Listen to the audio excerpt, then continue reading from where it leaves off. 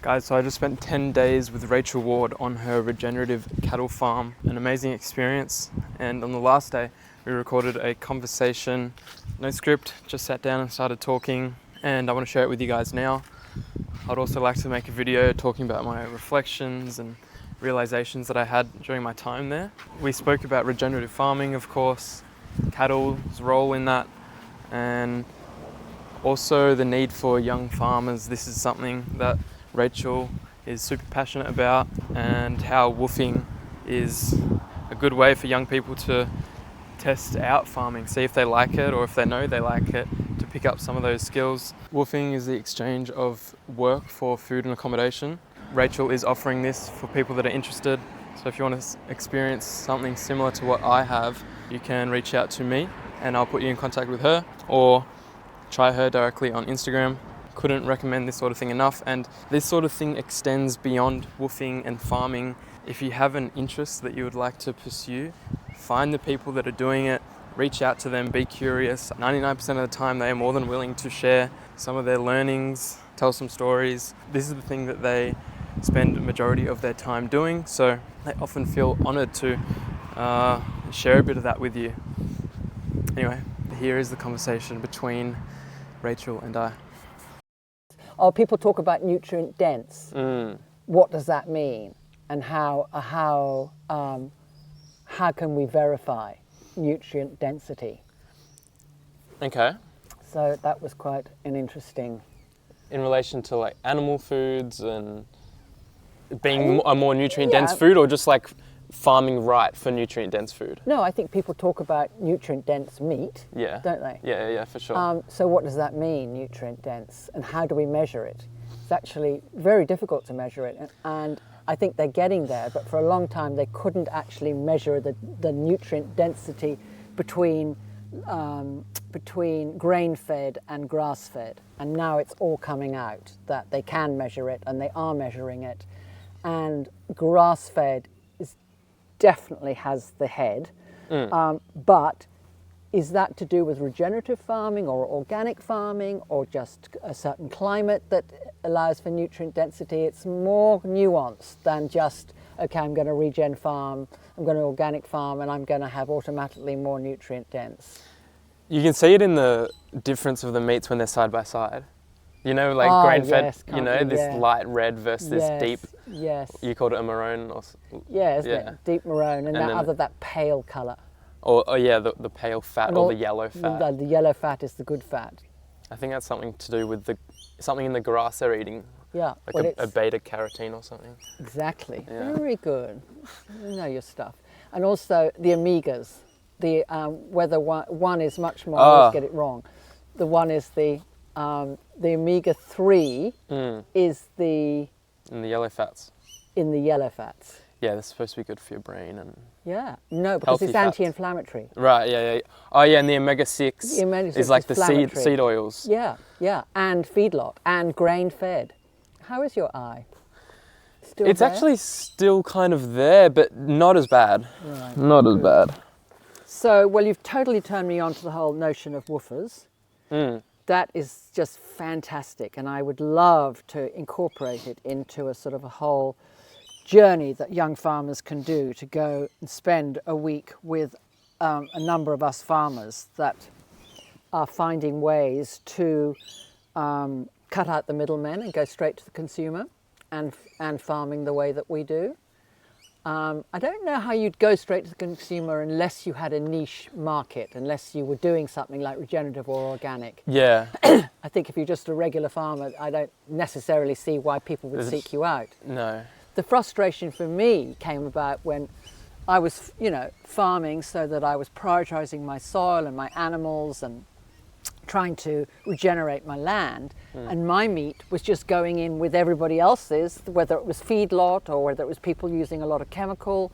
So it sort of seemed, we needed to distinguish between the animals that were going through this process and the other process. Why not? Yeah, you're doing all this extra work. Well, I mean, not necessarily extra work, but different priorities. Okay. I mean, I'm not denying that other farmers don't work very hard. Right. but I'm saying they have different priorities. They may be more into scale, and they may be trying to get more bang for their buck. We're all trying to do that, but we're trying to do it without compromising the land. Yeah, you've taken the time to be more aware about how you're interacting with the land. Yeah. And Yeah, I and mean, you have to be careful, because I think all farmers are careful. The land is their livelihood, and they can't farm on ruined land.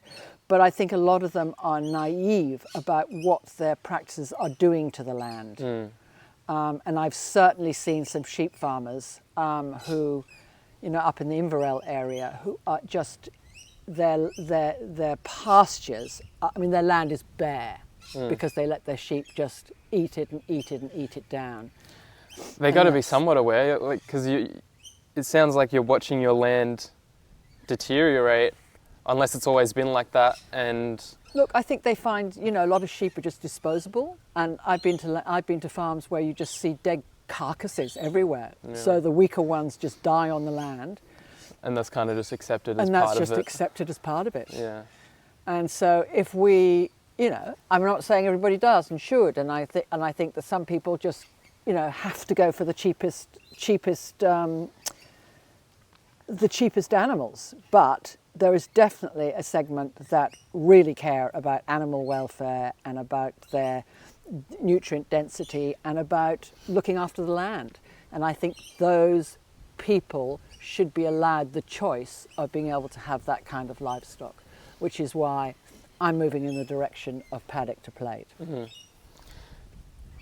And do you think, from what I've heard, is that you can actually minimize expenses by working with nature and by farming in a regenerative manner? Because if you're moving against it, it sounds like you need more and more inputs to keep up, or because nature's kind of got its cycle and it's moving like this, and if you can analyze it and see how she's moving and then sync up with her, then some farmers are so good at all of that. They really measure, and they know, and they say that they can farm without the NPK, and they can farm without the additives. I don't think NPK? Which is nitrogen, potassium, and phosphorus. Yeah. Okay. And most farms add that. Most of the farms around here that you see are bright green have that loaded on, and also urea loaded on. And my God, it looks good. It looks good, and the animals are probably very happy to eat it, but it definitely costs. And is there another way that you can do it without pouring on chemicals that are A, expensive, and B, are not biological? Mm-hmm. So I think that's the shift, isn't it? It's from chemical to biological. That's certainly what interests me. Well, there are farms that aren't using that and do look just as good. I'd be curious to see your land in it's winter now. Yeah. So you've got... In summer. Yeah, in summer and spring, right? Yeah. Well, when is it thriving? Yes, it really depends a lot on weather. I think I'm very careful not to overly paint a idealistic picture. It's a lot of it is having faith in that system. There are a lot of people who have really worked at it for many years and have had incredible results. And you kind of go, well, I certainly like the way they're talking, and I believe what they're saying, and therefore, am I seeing it on my land? Very hard unless you're measuring, unless you're a scientist, unless you've got that microscope out to really see the difference. What I do know is my coverage of my soil is way better than it was. So I don't have... Is this your topsoil? No, way coverage. My pastures are now, I can rarely see dirt. Yeah. It's all got mulch in there, and mulch basically breaks down to make new soil.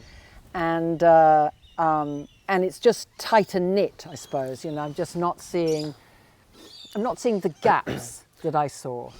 And what's the benefit of having more coverage? Well, you keep it keeps it hydrated. It keeps it cooler. Yeah. It's feed for all the microbes.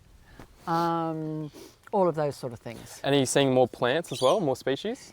since you started? I can't claim that, no, because mainly here we've got this incredibly rigorous, robust grass called Soteria, and it is a very deep-rooted, very tall-growing grass, and it grows incredibly fast in summer months, and it's very hard for other grasses to compete. So I would love to get rid of it. Some people love it, and it's great when it's short before it seeds. But to get rid of it, I would have to spray out my fields, spray out my paddocks, turn it over and replant.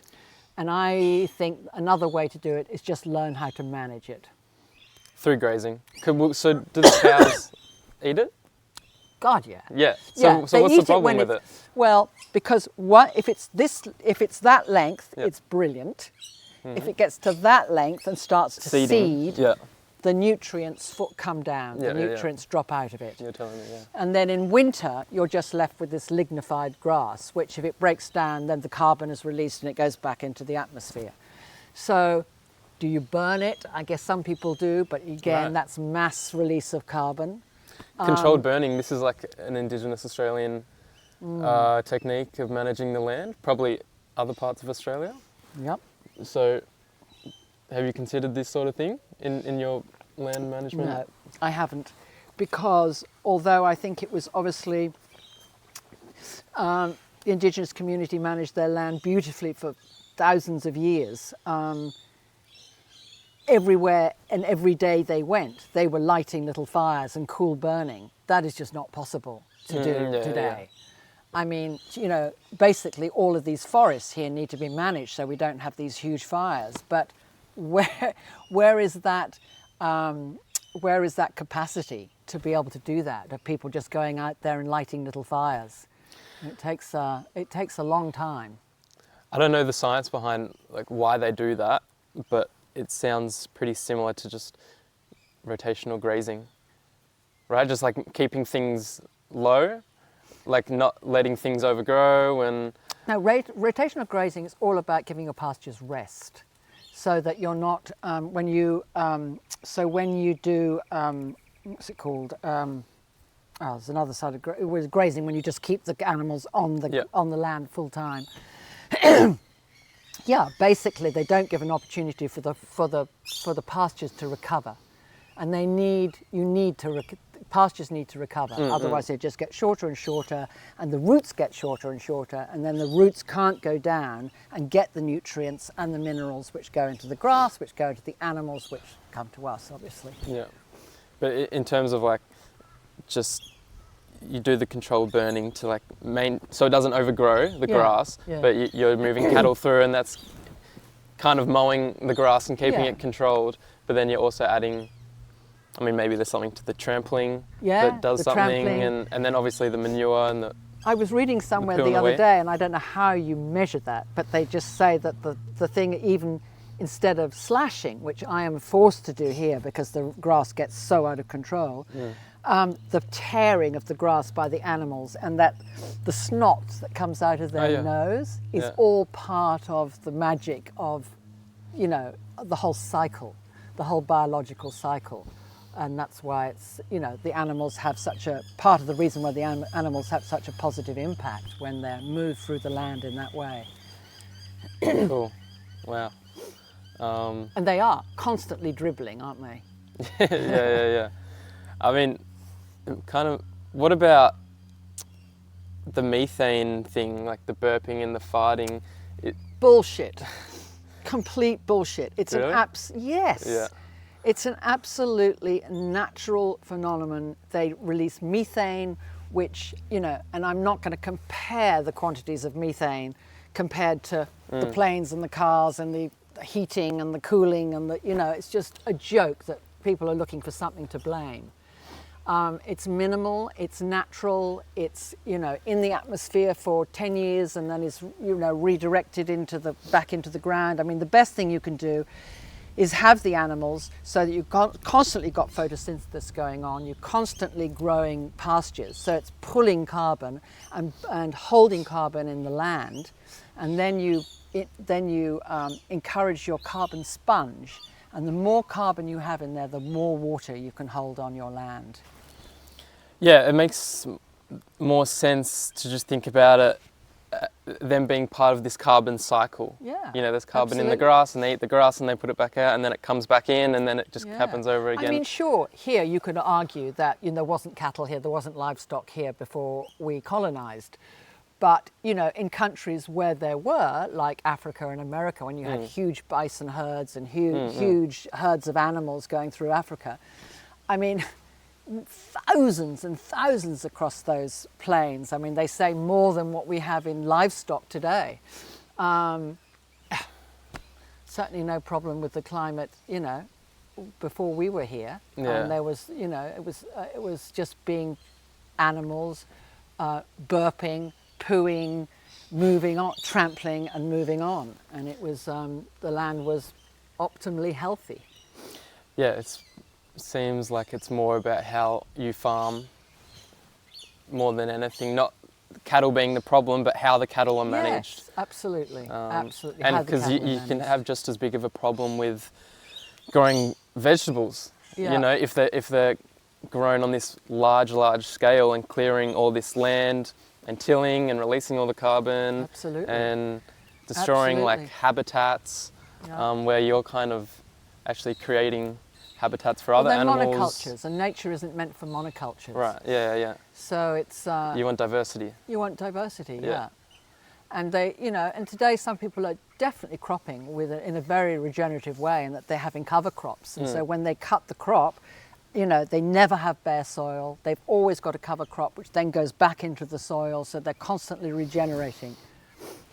Grant Sims, you should look him up. Okay, He's a fantastic regenerative cropper. okay.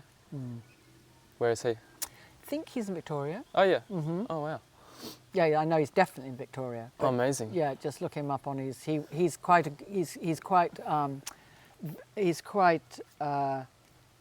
he's out there on social media and stuff. Awesome. And so you're saying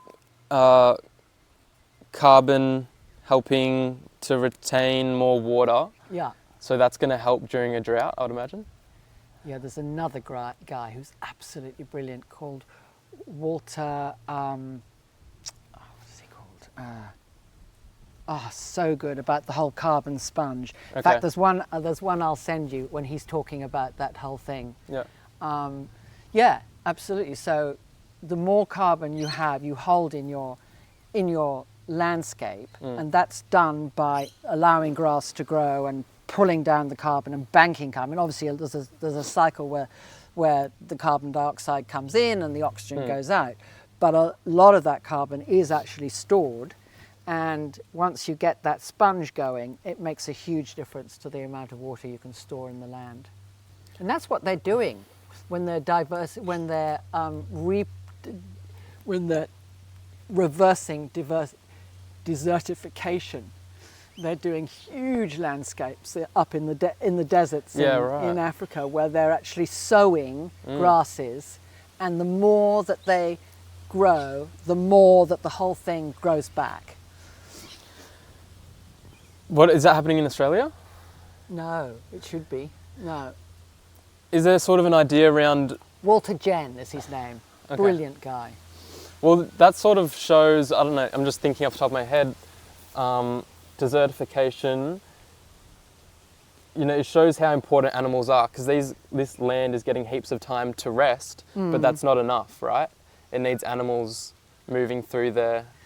Yeah, I mean, there's definitely an argument that, certainly with holistic management argument, that if you lock up land and don't let animals be part of that, like when they've locked up huge parts of Arizona and the Grand Canyon and places like that, that if you just let grass grow, it basically grows and then becomes very brittle and decays, and there's not that regeneration of the pasture. So it stops that thing of pulling the carbon down. So, I mean, things like, sugarcane, granted, it's a monocrop, so there's not such a positive about that, but the fact that it grows so fast and has such deep roots, it pulls so much carbon. Those sort of crops actually are very beneficial to pulling carbon because they're huge growers. And, you know, trees, once they're grown, pull less carbon than a healthy pasture would do because they're not, they say that trees, once they're grown. The other thing about the trees, and if you see my documentary Rachel's Farm, you will see Terry McCosker talking about this, that they are not, the trees are obviously held in the land by their roots, and obviously, you know, a lot of their roots are pulling up water from under the ground, but the carbon is coming through their leaves through photosynthesis. So in fact, when you put a plant in a pot, the pot doesn't diminish as the plant eats. The earth doesn't diminish as the plant eats because it's pulling from all of their nutrients from the air, their nitrogen and their carbon that they need and whatever else that comes from the air. I think Matthew, the book you've given me, Matthew Evans, I think he speaks about this in one of the first chapters, about how they make their own food. And he was measuring the soil before and after this plant grew, and there was almost no difference in the soil. Amazing, isn't it? Yeah. How little we know until you start to delve down into those biological wonders. Well, I have felt very inspired after my time here. Great. Especially seeing your son, who's down the road, and he's sort of really getting after it. Managing that block of land with his girlfriend, and he's got plans for the hemp and the chickens, and that's good. I'm so glad you are inspired. It's definitely got me thinking about what I can do, and a lot, and made me more grateful around the opportunity. Because you're a doer too. You're a great doer, and you're a hard worker. Thank you. And you're smart, so there's nothing stopping you really. Yeah, I think it will all work out. Well, I shall this is a be big with part of the bated journey. breath to see what is the next step for you. This has been a big part of the journey, I can tell, coming and working here, and you're getting me in contact with other farms. So that will be a big part as well. So, well, you're welcome to come back anytime. Check us out in summer. And come and catch up with us and see how we're going and what we're doing. And I think it's very rewarding because it's always changing. So it never, I don't know, somehow on a regenerative farm, and maybe, I mean, you see farmers just, you know, you always hear about the workload and the relentlessness of it. But I find that it's just always changing. There's always something different. There's always some spanner being thrown at you that you've got to deal with. It's never the same. And I think that has to do with, you know, that you're working with nature rather than thwarting it all the time. So, or I don't know, I just find that I was never interested in farming when it was all about putting on chemicals and killing things. Well, nature is always changing. I mean, you're moving with the seasons and adapting. Always looking, always like finding something that's of interest, or being, you know, frustrated because it's not happening fast enough. And something you told me is that there's no one size fits all. So every land is going to take a different, need a different approach. Every area is going to take a different approach. Every area, So don't get stuck in the blueprint that works for the Southern Highlands or the, you know, up on the landscape up here, because it's very different. Your grasses, what you can grow, whether you're tropical, subtropical, cooler climates, all is very different. It sounds like an awesome little challenge, you know, to learn your land and to learn to manage it and work with it. I really like the idea of it. Just even going around the fence lines yesterday, you know, just looking at what is going on and how the cattle are behaving with the fences, and how you can have mastery with it. You can work with it. You can't control it, but you can certainly do things. And I do agree with Mick when he says that anything that goes wrong is usually the manager's fault. You know, the person who's managing the animal's fault.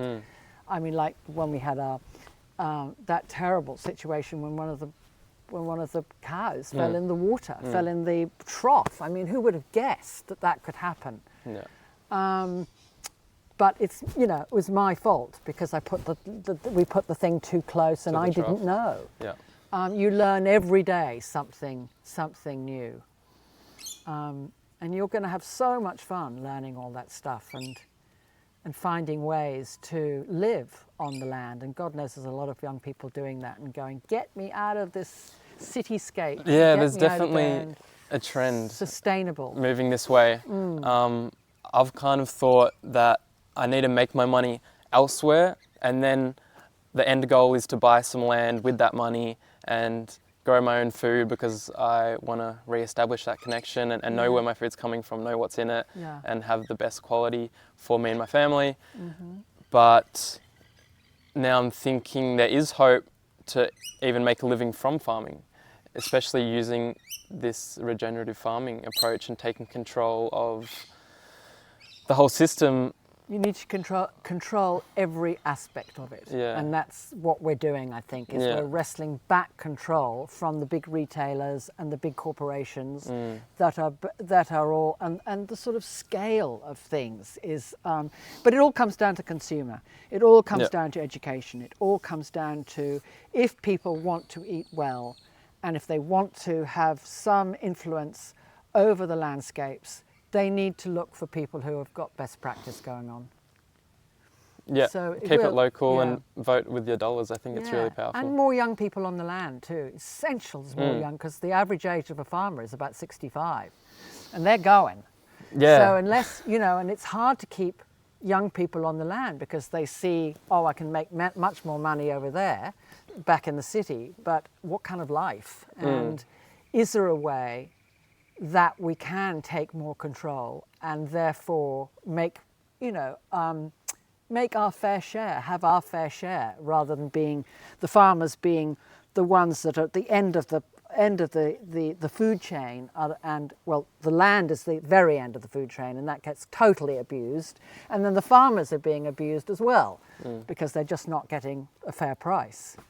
So it needs to somehow, we need to take back the share, our fair share of what we're doing out here. And as you can see, having been here a week, it's a lot of work. It's enjoyable work, but it's work. It's more meaningful work, in my opinion. Yeah.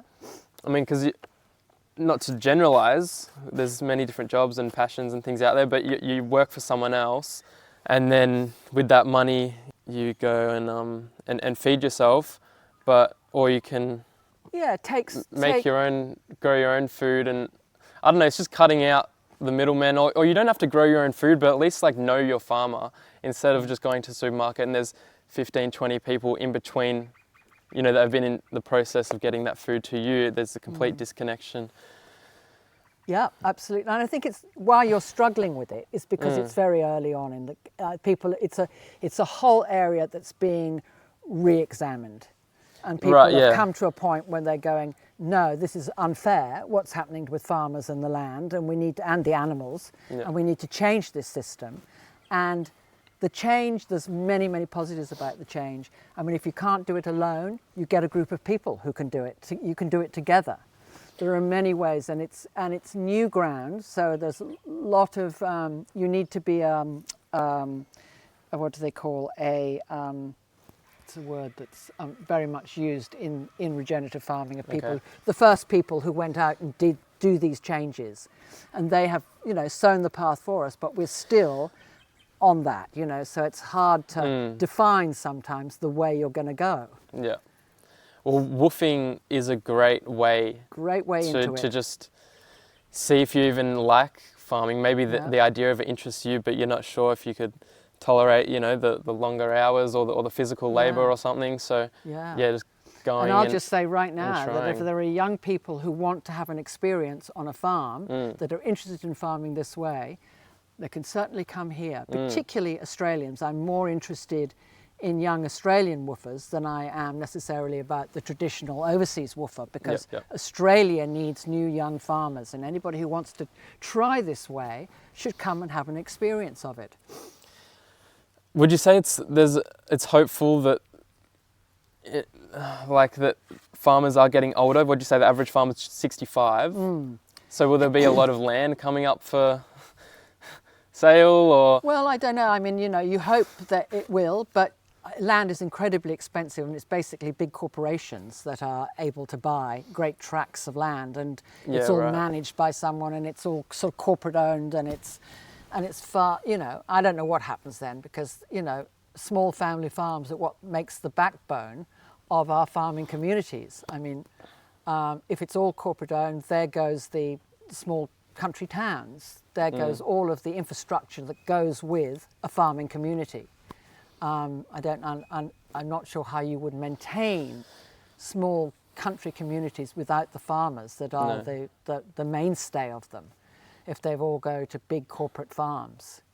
But at the rate it's going, I don't know, I mean, we'll get there, I guess, because things will open up, but I don't see land becoming cheaper. What I do see is the opportunity to adjust, to pay rent on other land. Yeah. So maybe it's not buying, but there's an opportunity to manage, to help manage, and well, not only to help manage, but to have your own land and your own business with renting land, because there's a lot of land out there that people don't necessarily want, that they own, but they don't want to farm.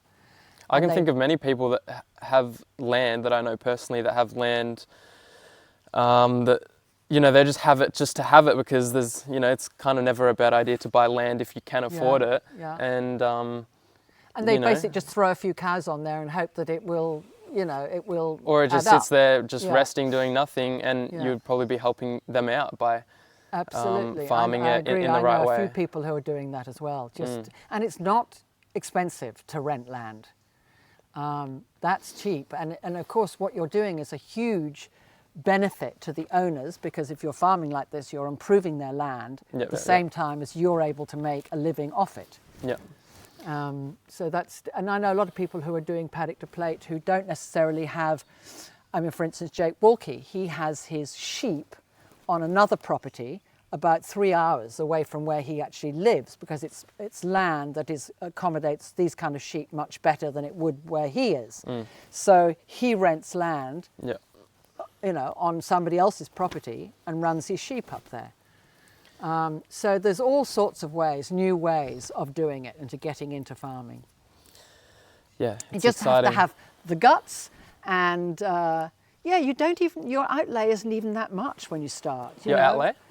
You're not putting an enormous amount of money into the business to start. You get a few cows, you breed them, you look after them properly, you get the chickens. Chickens and pigs can be grown on minimal amount of land. And as long as we have outlets in cities where customers can buy from the farms, where there's that connection where they can buy directly from the farm, which is part of the organisation that I'm part of, which is about to be set up in Sydney, which is a curbside pickup where you order your food online and you just go like you would go to the supermarket, but you know that you're buying the best product you can buy for your family. What's that called? The guys in Sydney? Well, probably it's going to be called Farm and More. Yep. Hasn't definitely got a title yet, but we're getting there, and and that is, we're going to have hopefully hubs all over cities where you can just rock on past it with no overheads for retail. So it's all pick up. It's from areas where there's just not a lot of emphasis on the shopping experience. It's about ordering online and just picking up your food. That's what I do here, and I have a freezer full of pork, chicken, and as you know from eating here, it's amazing. You just open the old freezer, and there you go.